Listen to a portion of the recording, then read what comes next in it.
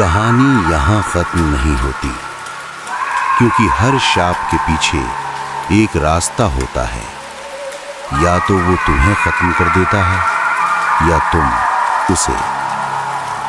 रिया और करण के गायब होने के बाद उनकी वीडियो पूरे इंटरनेट पर फैल गई। उस वीडियो को देखने वाला एक शख्स था, प्रोफेसर कबीर, जो पैरानॉर्मल साइंस का एक्सपर्ट था। उसने वीडियो को बार बार देखा और एक बात नोटिस की। आईने में दिखने वाले साए कुछ कहना चाह रहे थे। कबीर ने वीडियो को स्लो मोशन में देखा। आदित्य अपने हाथ से कुछ इशारा कर रहा था। 3 बार, फिर 1 बार, फिर 0। 310। कबीर बुदबुदाया।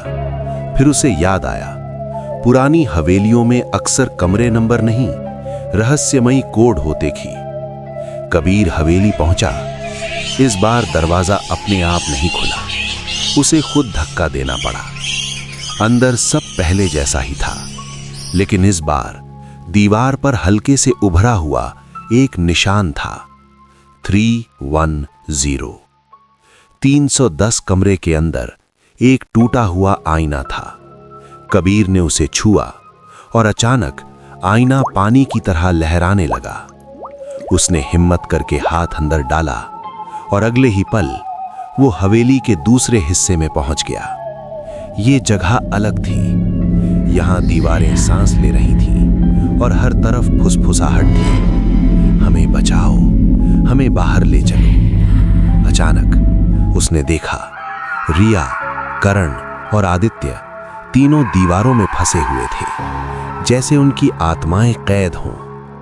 रिया ने धीरे से कहा, आईना असली दरवाजा नहीं है। करण ने जोड़ा, वो बस जाल है। आदित्य बोला, असली दरवाजा उस लड़की के अंदर है। अचानक पूरा कमरा हिलने लगा। वो लड़की सामने आ गई। इस बार वो पहले से ज्यादा खतरनाक थी। तुम भी यहीं रहोगे, उसकी आवाज गूंज उठी। कबीर ने तुरंत अपनी जेब से एक ताबीज निकाला।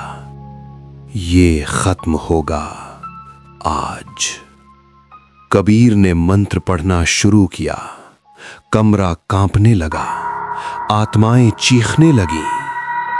लड़की चिल्लाई, तुम मुझे नहीं रोक सकते। लेकिन जैसे ही कबीर ने ताबीज आईने पर फेंका, आईना चटकने लगा और एक तेज रोशनी फैली। रोशनी के बीच कबीर ने देखा, उस लड़की के पीछे एक और साया था, और वो साया धीरे धीरे उसके अंदर समा रहा था। तभी उसे समझ आया, लड़की असली बुराई नहीं थी, वो सिर्फ एक माध्यम थी। अगले दिन लोगों ने हवेली को जलता हुआ देखा। अंदर कोई नहीं था, न कबीर, न रिया, न करण, न आदित्य। कुछ हफ्तों बाद लोगों ने अपने अपने घरों में अजीब चीजें नोटिस की। आईने में अजनबी साए, रात को फुसफुसाहट और एक लड़की जो हर आईने में दिखती थी और धीरे से कहती थी, दरवाजा अब खुल चुका है। लेकिन क्या तुमने ध्यान दिया? हवेली जली, आईना टूटा, लोग गायब हो गए, लेकिन वो चीज खत्म हुई थी या सिर्फ जगह बदल गई थी? क्योंकि कुछ हफ्तों बाद लोगों ने अपने अपने घरों में वही चीज देखी। आईनों में अजनबी साएं, फुसफुसाहट और वो लड़की। लेकिन इस बार एक शख्स ने डरने की जगह सोचना शुरू किया। प्रोफेसर कबीर ने अपनी आखिरी नोट्स में क्या लिखा था? क्या ये सच में भूत प्रेत की कहानी है या फिर एक ऐसा सिस्टम जो इंसानों के डर से चलता है? अगर डर ही इसकी ताकत है, तो क्या होगा जब कोई इससे डरेगा ही नहीं? और सबसे बड़ा सवाल, क्या इस बुराई को हराया जा सकता है या ये हमेशा किसी नए आईने में जन्म लेती रहेगी? क्या साइंस और तंत्र मिलकर इस रहस्य को खत्म कर पाएंगे या ये दुनिया का सबसे खतरनाक जाल बन चुका है? इन सभी सवालों के जवाब जानने के लिए देखिए खूनी हवेली पार्ट 5। खूनी हवेली पार्ट 5 का लिंक इस वीडियो के डिस्क्रिप्शन में दिया गया है।